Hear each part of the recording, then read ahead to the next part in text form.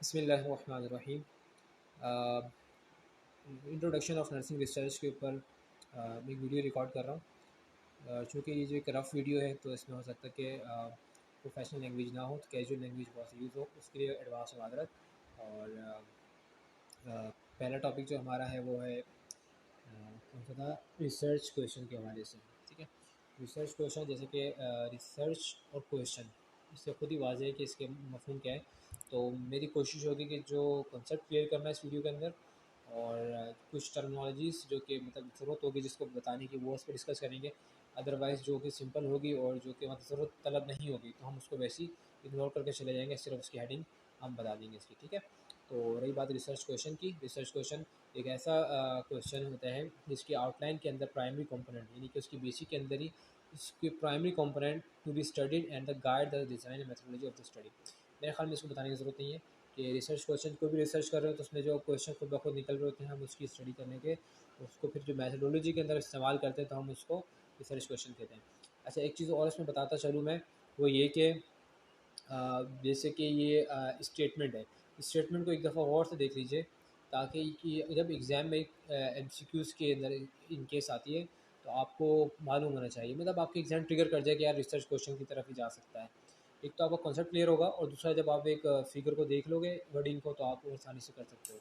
अच्छा, परसों जो है पेपर है, तो मेरा मकसद सिर्फ बताने का ये है कि हम इतना पढ़ लें, फास्ट ट्रैक से चलें, ताकि हमारा जो है एग्ज़ाम हमारा क्लियर हो सके एमसीक्यूज़ के हवाले से। इसीलिए एक रफ़ वीडियो भी है, और ये है कि हमारा एग्ज़ाम आसानी क्लियर हो सके। बहरहाल, रिसर्च क्वेश्चन के हवाले से आगे मैं आपको एक कॉपी पे ले चलता हूँ, ताकि हम जल्द से जल्द इसको कोशिश करें कंप्लीट करने की। ठीक है, ये हम इधर कर लेते हैं। अच्छा जी, रिसर्च क्वेश्चन अभी मैं हो पता चल गया था। इसके बाद आता है पीको। पीको बेसिकली एक रिसर्च क्वेश्चन के टाइप है, जिसके अंदर हम क्वांटिटेटिव मतलब ये होता है कि क्वांटिटी, जैसे काउंटिंग होती है 1 2 3, ये जो क्वेश्चन होते हैं काउंटिंग वाले, उसको एक अच्छे अंदाज में गुड क्वांटिटेटिव क्वेश्चन क्रिएट करने का एक टूल है पीको। पीको किस तरह होता है, इसको यूज़ करके, जैसे कि लिखा हुआ है, means using pre operative education for short stay patient undergoing prostatectomy. मतलब एक मिसाल दे रहा है कि पेशेंट जो कि एक प्रोसीजर के लिए जा रहा है, तो आप पीको यानी कि उसकी जब नर्सिंग रिसर्च करोगे तो क्वेश्चन कैसे क्रिएट करोगे। ठीक है, फॉर एग्जांपल पीको की जो फुल फॉर्म है, पॉपुलेशन इंटरवेंशन कंपैरिजन आउटकम्स। बहरहाल ये मैं आपको पिक्चर भेज दूंगा। मैं बात वही है, सिर्फ प्रोस्टेक्टोमी का जो एक प्रोसीजर है उसके हवाले से ये बात आएगी कैसे इसमें किया जाता है। तो मैं वीडियो लंबी हो जाएगी, इसलिए मैं इसको शो नहीं कर रहा। ठीक है, बहरहाल इसके बाद हमारा एक और क्वेश्चन टाइप आता है, जिसे हम फिनर के नाम से कहते हैं। ठीक है, ये गाइडेंस करता है appraisal of a research question. अच्छा, जिसको मैंने इसमें हाईलाइट किया वो मीन्स ये कीवर्ड्स हैं, अगर ये आपके जहन में रहेंगे तो आप और बहुत आसानी से इसको पढ़ सकते हैं। अच्छा, फिनर जो है guidance in the appraisal of research question, मतलब गाइड करता है किसी भी रिसर्च क्वेश्चन को करने के अंदर। ये एक ऐसा मॉडल होता है जो कि नर्स रिसर्चर यूज़ करते हैं एज अ फ्रेमवर्क, यानी कि स्ट्रक्चर को यूज़ करते हैं, यानी कि जिसका नतीजा निकालने के लिए जो कि वो क्वेश्चन क्रिएट कर रहे होते हैं। अच्छा, फिर इसके जो फुल फॉर्म जो है, जैसे कि पीको की और फिनर की फुल फॉर्म मालूम कर सकते हैं आपसे। ठीक है, फॉर एग्जांपल कह देंगे कि पीको के अंदर आप जो सी है स्टैंड फॉर क्या है, कंपेरिजन है और कंप्लीशन है, मतलब मुख्तलिफ पता कर सकते हैं। तो आपको इसके ये पता होने चाहिए कि आप क्या लिखे हुए आ रहे हैं। ठीक है, अब थोड़ा फास्ट लेके चलूँगा। ठीक है, अपनी वीडियो को।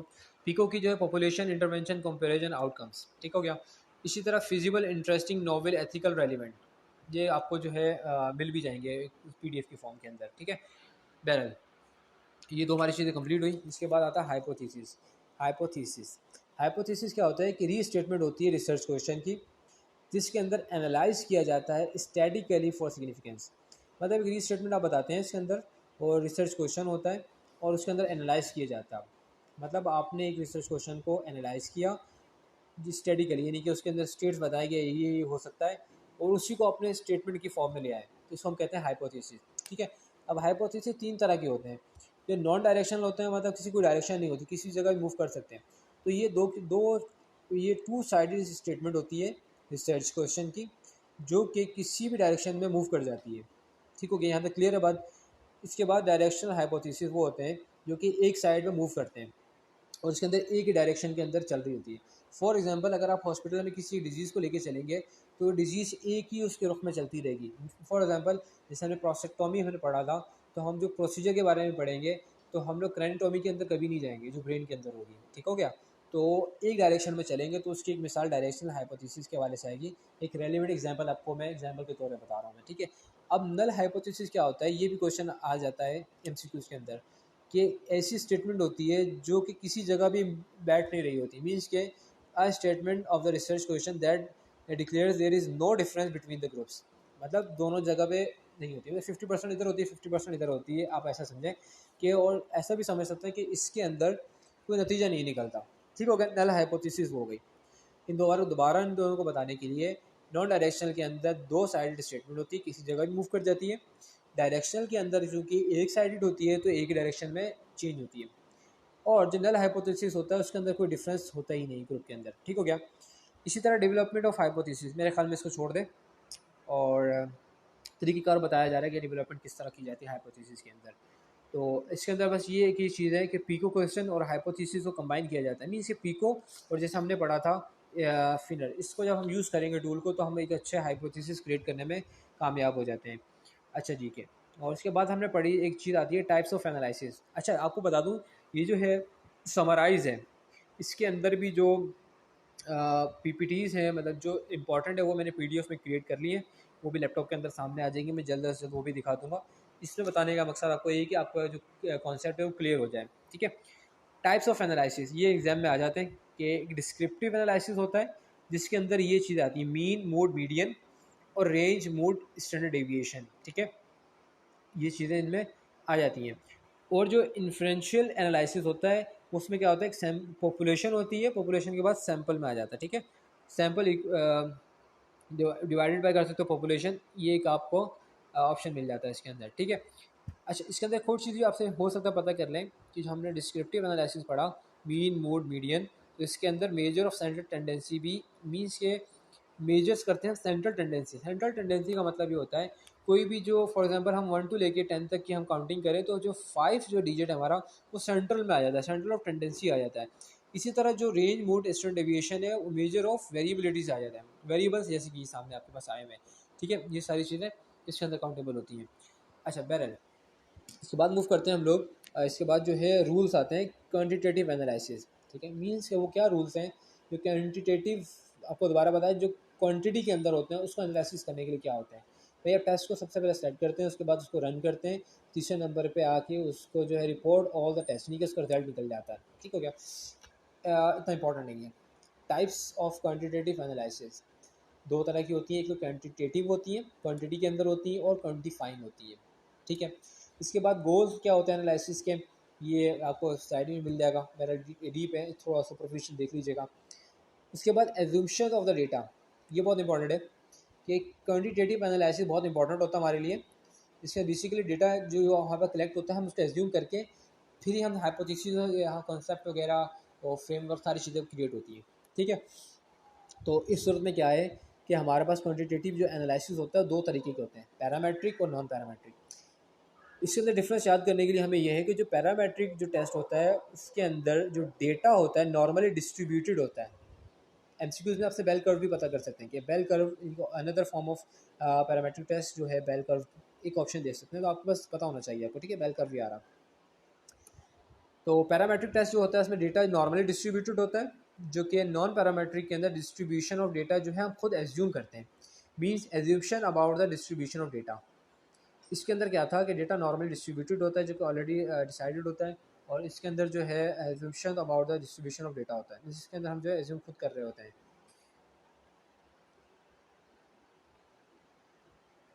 इसके बाद number of variable in the analysis होता है, ठीक है। ये क्या चीज़ होती है, जो वेरिएबल्स होते हैं जैसे कि हमने यहाँ पढ़े थे, ठीक है, रेंज, मोड, स्टैंडर्ड डेविएशन। इसके अंदर क्या होता है जब हम लोग क्वांटिटेटिव एनालिसिस करते हैं तो सिंगल वेरिएबल यूज़ होता है। फॉर एग्जांपल जैसे रेंज, हम रेंज को यूज़ कर रहे होंगे तो यूनी से यूनी का मतलब ही आपको पता ही होता है सिंगल होता है, बाई का मतलब दो होता है, मल्टी का मतलब बहुत सारे होते हैं। तो इस चीज़ को univariate, by variate, multi variate के नाम से पहचाना जाता है एनालिसिस। तो क्या होगा, यूनिवेरिएट के अंदर एक सिंगल वेरिएबल यूज़ होता है जो कि डिस्क्रिप्टिव, स्टैटिकल और single dependent variable in inferential analysis, जो हमने यहाँ पढ़ा था, आपको याद होगा तो दोबारा रिपीट करने की ज़रूरत नहीं मुझे। तो सिंगल वेरिएबल यूज़ होता है इसके अंदर, बाई वेरिएट के अंदर 2 वेरिएबल्स यूज़ होते हैं जो कि कोरिलेशन स्टडीज़ के अंदर होते हैं, ठीक है। बस ये चीज़ है जो आप ध्यान में रखिएगा। इसके बाद मल्टीपल वेरिएट का मतलब होता है भाई एक ही वक्त के अंदर जब एनालिसिस होती है कि मुख्तलिफ वेरिएबल्स यूज़ हो रहे होते हैं, मीन्स के रेंज भी यूज़ हो रहा होता है, मोड भी यूज़ हो रहा होता है, स्टैंडर्ड डेविएशन भी यूज़ हो रहा होता है। इसके बाद है selecting the appropriate quantitative test, ये रहने दें आप, ठीक है। ये हमारा टॉपिक जो क्लियर हो गया है। अब मैं आपको एक शॉर्टली आपको यहाँ भी दिखा दूँगा। अच्छा, रिसर्च क्वेश्चन हम पढ़ चुके हैं पहले भी, ठीक है। पीको के बारे में भी पढ़ चुके हैं हम लोग, फिनर के बारे में भी हमने पढ़ लिया था, ठीक है। और फिनर की जो है फुल फॉर्म एब्रीवेशन तो हमने देख ली थी वहाँ पे, जैसे कि यहाँ पे आ रही थी, कहाँ गई, ये आ गई, ठीक है। बाकी जिसकी डिटेल है वो पढ़ने के लिए आप यहाँ देख लीजिएगा, ठीक है। ये मैंने सेलेक्टेड निकाले हैं मैं सिर्फ। इसके बाद हाइपोथेसिस हम वो पढ़ चुके हैं कि री स्टेटमेंट होती है रिसर्च क्वेश्चन की, inform that can be analysed statistically for significance, बता चुका हूँ। टाइप्स ऑफ हाइपोथेसिस हम पढ़ चुके हैं, नल हाइपोथेसिस पढ़ चुके हैं, और डिस्क्रिप्टिव इन्फ्लुएंशियल भी पढ़ चुके हैं। अच्छा, एक ये चीज़ है देखें जो मैंने वहाँ बताई भी थी, डिस्क्रिप्टिव स्टडीज जो है standard tendency, mean, mode, median, ये आप देख लीजिएगा, आपको बहुत अच्छा फ़ायदेमंद होगा। इन्फ्लुएंशियल हमने देखा था, ठीक है, सैम्पल वर्सेस पॉपुलेशन, ठीक है। टाइप्स ऑफ क्वान्टिटेटिव एनालिसिस हो गया। अल्लाह अकबर, जो मैंने बताया था क्वान्टिटेटिव और क्वान्टिफाइंग के हवाले से, ठीक है। इसमें मेरे ख्याल में बताने की ज़रूरत नहीं है। इसके अंदर goal of analysis, assumptions about the data, ये देख लीजिएगा। पैरामेट्रिक टेस्ट मैं बता चुका हूँ, नॉन पैरामेट्रिक टेस्ट भी बता चुका हूँ, ये भी हमने पढ़ा टॉपिक अभी। अच्छा जी, ये वही है PPTs हैं, मैंने इस PDF में डाल दी है यहाँ पे, जो भी मैंने आपको मतलब डिफ़ाइन किया अभी थोड़ी देर पहले, ठीक है। सारी चीज़ें वही आ गई है। अच्छा जी, ये जो है हमारा नेक्स्ट टॉपिक है। अब मैं इसको चाह रहा हूँ कि वीडियो बड़ी हो रही है, तो इन वीडियोस को चैप्टर वाइज जो है वो अपलोड किया जाए तो ज़्यादा बेहतर रहेगा। फिर मिलते फिर अगली जो वीडियो के अंदर है, तो अगली वीडियो में शूट करता हूँ उसके ऊपर। अस्सलाम वालेकुम।